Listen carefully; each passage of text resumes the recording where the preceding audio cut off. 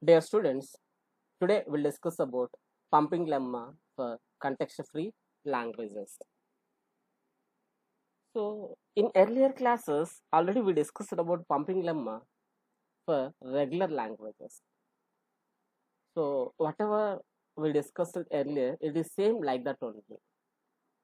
The difference is there we constructed, we divided the string into three parts, but here we are dividing the string into five parts.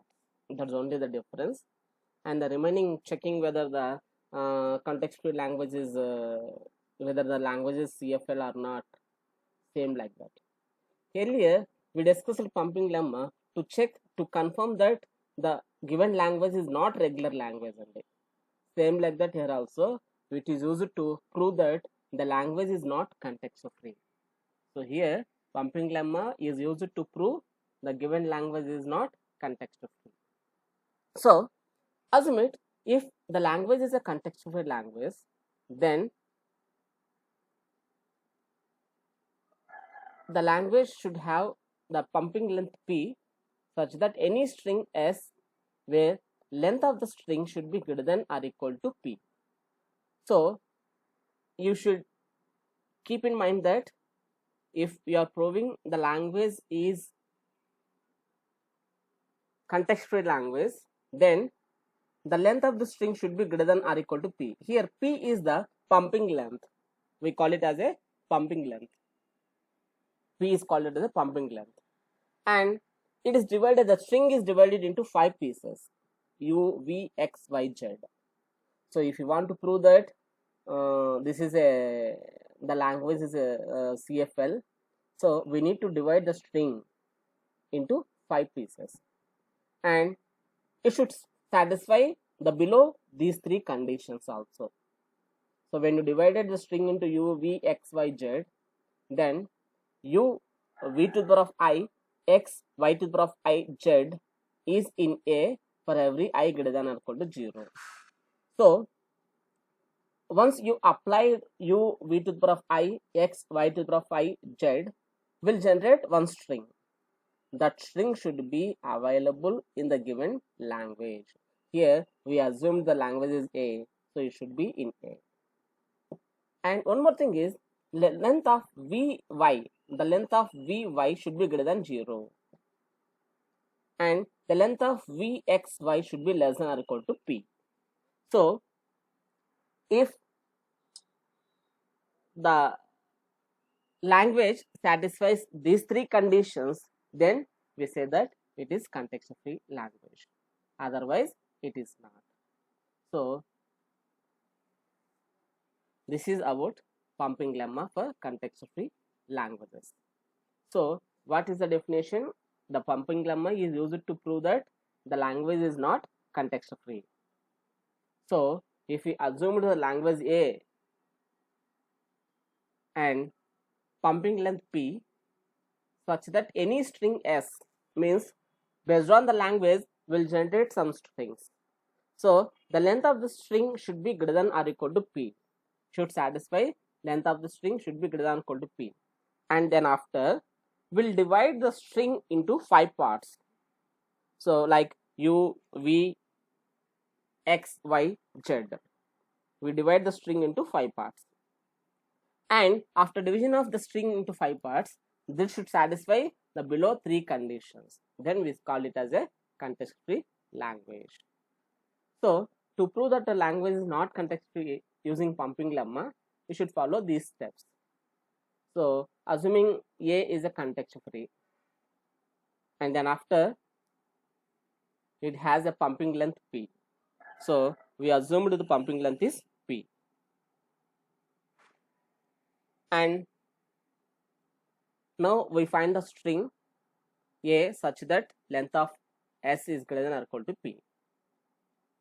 And divide the S into u, v, x, y, z.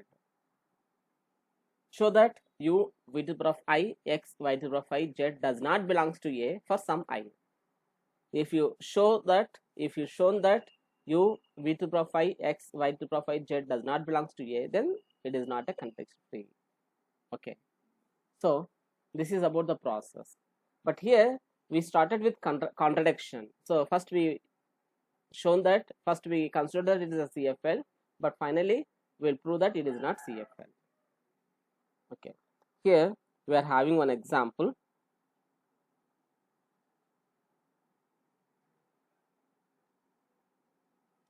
So let L equal to A to the power of n, B to the power of n, C to the power of 1, where n greater than or equal to 0 is not context free. We need to show that the given language is not context free. So generally, what's the process? We need to consider one string, and then after we need to convert the string into 5 parts. Then we need to show that the string is not belongs to the language. So that's only the process.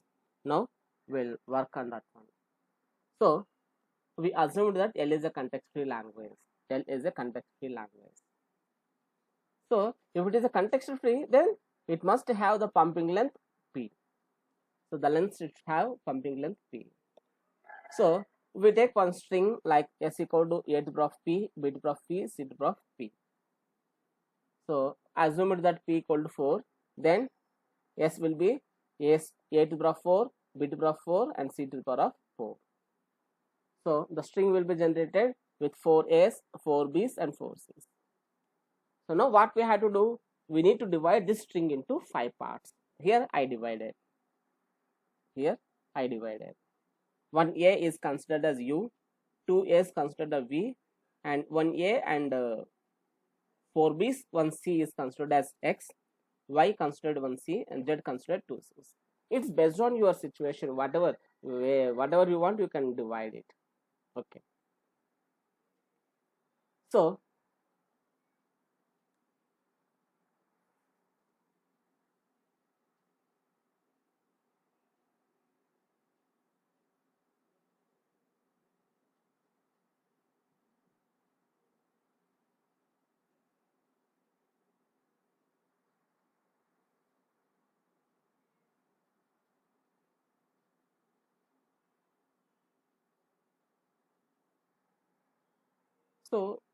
U, V to the power of I, X, Y to the power of I, Z.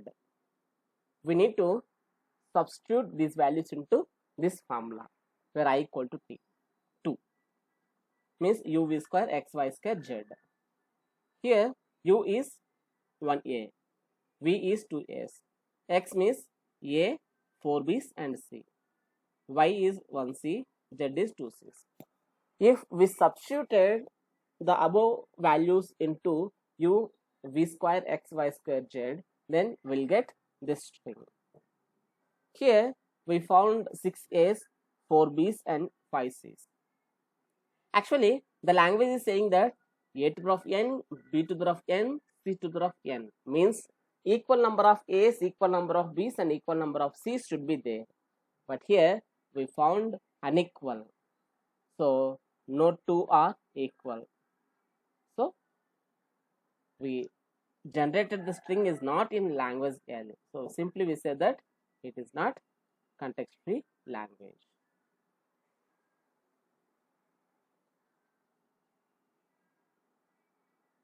So assume it we go with another way.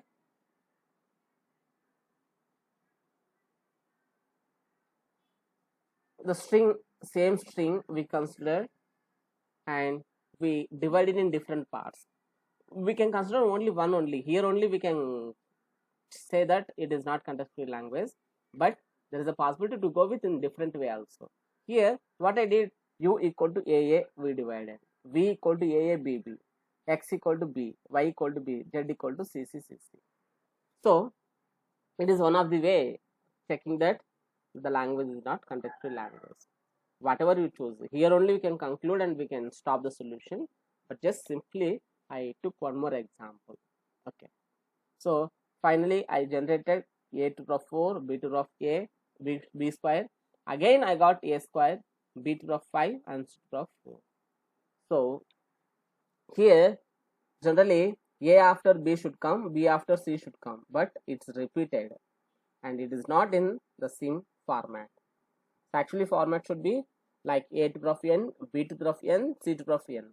Number of a's followed by number of b's, number of b's followed by number of c's. But it is not in that way. And not only that one, so exponentials are not equal, squares not equal. So this is a way to prove that language is not context-free language. So we go with another example. L equal to WW and W belongs to 0, 1 star. So means one word will follow the same word again. For example, if I took one word is 0, 1, then it should follow same 0, 1 also. So this is W and this is W. Okay. So earlier what we did, we do same process here also. So assume L is a context-free language and L must have a pumping length say P, and we take the S string is 0 to the power of P, 1 to the power of P, 0 to the power of P, 1 to the power of P. Means this is W and this is also W. And what we'll do? We'll divide the string into 5 parts. So if I assume P equal to 5, then it contains 5 zeros, 5 ones, 5 zeros, 5 ones. And I divided this into 5 parts. I assumed U equal to 0, 0, 0, 0, 0, 1, V1, X1, Y1, Z. And you should keep in mind that dividing U, V, X, Y, Z, at the time of dividing this thing, you should concentrate on the given conditions in pumping lemma. Means these things. So length of Vy should be greater than 0. Length of Vxy should be less than or equal to P. You should keep it like this. So P here we consider 5. So here Vp is considered 5. So when it comes to length of Vxy less than or equal to P.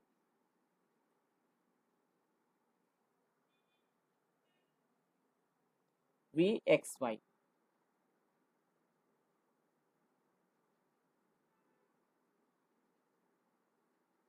Vxy.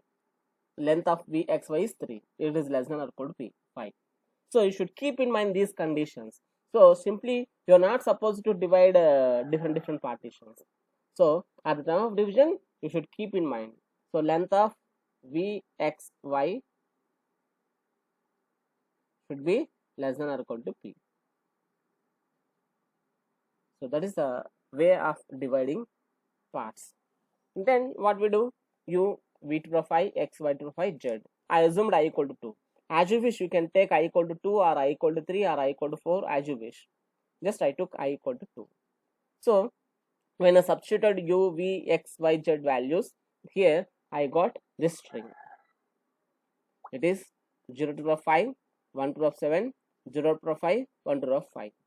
Actually, the length is L equal to WW. So this is 1W and this is 1W. Here we got 0 to the power 5, 1 to the power 7.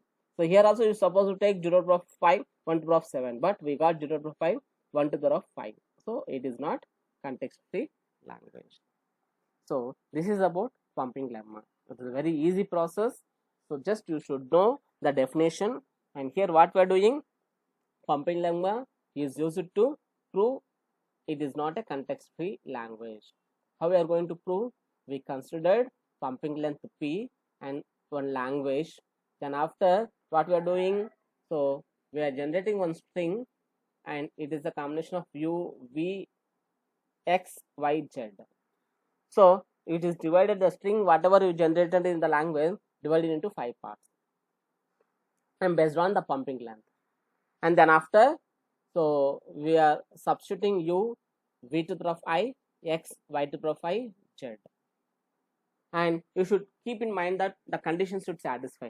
The length of Vxy should be less than or equal to P, and another property is there that should satisfy. Length of Vy greater than 0 and length of Vxy less than or equal to P. Okay. So you should satisfy these conditions at the time of dividing the string into parts.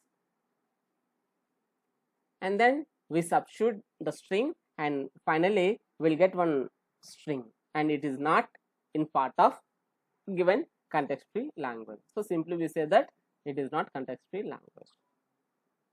Next, we discuss about decision problems related to context-free grammar. So there is a chance sometimes they will ask for question examination, but I think up to now they didn't ask. Already I sent 4 question papers to you. Just do practice. So then it is very easy way to pass the subject. Here we are having different type of decision problems. Decision problems. The first one is emptiness. So emptiness is one type of decision problem which is related to context-free grammar. Here the definition is, in a context-free grammar, if S generates a string of terminal, then it is non-empty. So whatever string we are generating should not be empty. Otherwise, the corresponding CFL is empty. So the following algorithm to check whether the CFG is empty or not. So while the register product in the form of non-terminal tends to terminal or string of terminals. So if we found any production rule which is combination of one single terminal or collection of terminals, then we'll process this one. Replace each non-terminal at the right hand side of the each production by corresponding T or string T. Replace each non-terminal at the right hand side of each production by corresponding T or string T. We need to replace it to non-terminals. It will repeat the process. If S generates a string terminal, return non-empty, otherwise return empty. If the string is generates a terminals, list of terminals, we say that it is non-empty, otherwise empty. So we go with one example, then you can able to understand what is the thing. Here we took an example. Check whether the following context-free grammar is empty or not.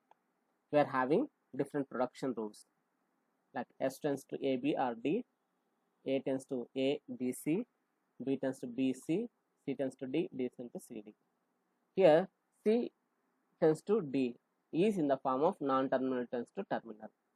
So replacing C tends to D in A, B, C. So if you replace C tends to D, so here we found non-terminal tends to terminal. So this condition is satisfied. Then what we do? Replace each non-terminal at the right hand side of the each production by corresponding T or string T. So we need to replace the non-terminal. So here we found one production rule C tends to D. It is in this format. Then we need to replace it. So wherever we found C, it will be replaced with D. So here I found A tends to A, B, C. Here we found C. And B tends to B, C. Here we found C. Okay. And D tends to C, D. Here also we found C. So we'll get A tends to A, B, D. A tends to A, B, C. In place of C, we got D. Like B tends to B, C. In place of C, we got D. D tends to C, D. In place of C, we got D. So we reduce. Again, in the production, B tends to BD is in the form of non-terminal tends to string of terminals. Again, we found one more. Then loop will generate. What will do? So it will replace with in our non-terminals to terminals. So replacing B tends to BD in S tends to AB. So B tends to BD. Wherever we found B, it will be replaced with BD. Replacing B in BD in S tends to AB, and A tends to A, BD is there. A, BD is there.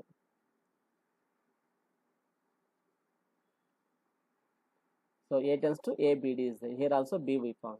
After replacing, what we get? S tends to A, BD, D. A tends to AB, DD. So D tends to D, D. Again, A tends to AB, DD is there. So it is combination of string of terminals. So wherever we found A, it will replace with these things. So S tends to A, BD is there. Here we found A, it will replace. So A tends to A, B, D, D is in the form of non-terminal tends to string of terminals. Replacing A ABDD in S tends to ABD. So we get S tends to ABD, D, BD, D tends to AD. So S tends to ABDD, BD, string of terminals, but we don't have anywhere S. So here S is generated, starting symbol is generating string of terminals. So the CFG is not empty. So this is the way of checking whether the context-free grammar is empty or non-empty. So what we are doing, first we'll take the production rules, and we found is there any production rule in this format, means non-terminal tends to terminal or non-terminal tends to string of terminals. What we'll do, if we found anything, then replace each non-terminal at the right hand side of each production by corresponding T or string of T. So wherever we found that non-terminal, it will replace with this one. It process until we don't have any substitutions. Then after, if S generates a string of terminals, then we say that it is non-empty. If S is having combination of terminals and non-terminals, then we say that it is empty. Okay, so this is about emptiness. Next, finiteness. Finiteness is nothing but, if based on the context-free grammar, if we designed any graph, any directed graph without any cycles, then we call it as a finiteness. Here we have one production rule, A tends to BC. So A tends to BC will mention the graph like this. Here we didn't find any circles. We didn't find any cycles. So it is a finiteness. Next, infiniteness. So a language L generated from a given context-free grammar, it infinite, means if any graph of once if you generated any graph based on the given production rules, if you found any cycle, at least one cycle, then we call it as a infiniteness. So here we found an example. So here we found cycle. Okay, the example is S tends to AB, A tends to BC, B tends to C, and C tends to A. So the grammar is not in CNF. Why? Because unit production is there. So C will be replaced with A. So S tends to AB, A tends to BC, B tends to A, C tends to A. S tends to AB means starting symbol will point to AB. A tends to BC. So A will be pointed to B and C. BA, CA. These are not come. So this is the graph which we designed. But here we found one loop cycle. So we call it as a infiniteness. Next, membership problem. So membership problem is decides whether the string W is generated by a given context-free language. So once if you got any string, we need to check that whether is it generated by the given context-free grammar or not. If it is generated by the given context-free grammar, then we say that this is a member of that context-free grammar, otherwise not. So these are the decision problems for context-free grammar. Next, CFG and regular languages. So according to Chomsky hierarchy, that regular grammar is a subset of CFG only. Regular grammar is subset of CFG. So we say that every regular language there exists a context-free grammar. So this is about third unit. So we completed it, and next class onwards we'll discuss about fourth unit. Okay. So already I shared the question papers to you. So in this quarantine time, just you go through the questions, and if you have any doubts, feel free to call to me or else through WhatsApp also. Okay, I will clarify your doubts, and better you go through 2 marks questions and Up to these 3 units, 10 marks questions also. If you prepare well, then there is a chance to get good marks in formal languages and automata theory. So some people say that it is very complicated and some people say that it is very easy.